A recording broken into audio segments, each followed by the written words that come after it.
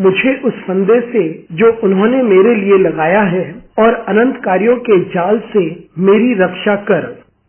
बृहस्पतिवार 11 जुलाई 2024।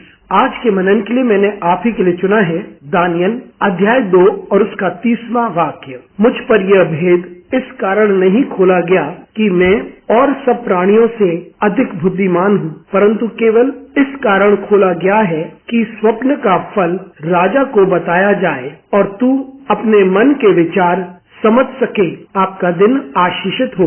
जब हम आशीषित होते हैं तब हमें नम्र होना चाहिए और परमेश्वर के अनुग्रह को समझना चाहिए और कभी घमंड ना करें। आइए इस वाक्य पर मनन करते हैं। आज की सुबह का विषय है नम्रता जब हम आशीषित होते हैं। ये वह समय की बात है जब राजा को एक सपना आया और वह चाहता था कि उस सपने का मतलब उसे पता चले। वे एक बड़े अजीब विचार के साथ आया कि उसके राज्य में जो भी बुद्धिमान व्यक्ति हो या जादूगर हो वो उसके सपने का मतलब बताए, और न केवल ये, वो ये भी बताए कि राजा ने कौन सा सपना देखा था। और यह तो असंभव था और राजा इतना नाराज था कि वो सभी बुद्धिमान व्यक्तियों को और जादूगरों को मार डालना चाहता था। लेकिन दानियल और उसके दोस्तों ने प्रार्थना की। परमेश्वर ने दानियल को यह बुद्धि दी कि दानियल को सपना पता चला और उसका मतलब भी उसे ज्ञात हुआ। और उस वक्त दानियल ने एक भलाई का कार्य किया। उसने ऐसा ना होने दिया कि राजा बुद्धिमान व्यक्तियों को और जादूगरों को नष्ट करे।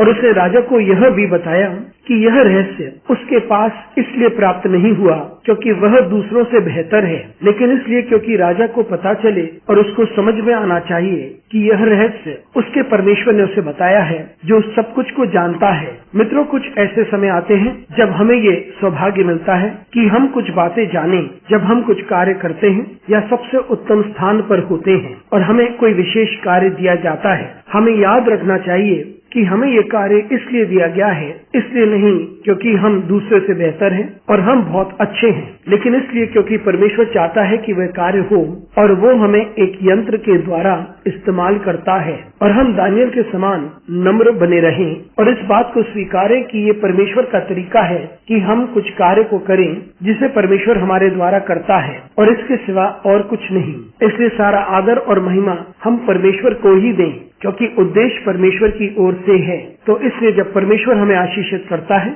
हम नम्र बने रहें। अनुग्रहकारी परमेश्वर, तुझे धन्यवाद देते हैं, तेरी स्तुति करते हैं, तेरा आदर करते हैं। हमारी सहायता कर परमेश्वर ताकि हम इस बात को समझें कि तू हमें इस्तेमाल करता है तेरी महिमा के लिए और हम हमेशा हमेशा नम्र बने रहें और तुझे महिमा देते रहें। यीशु मसीह के नाम से मांगते हैं, आमीन।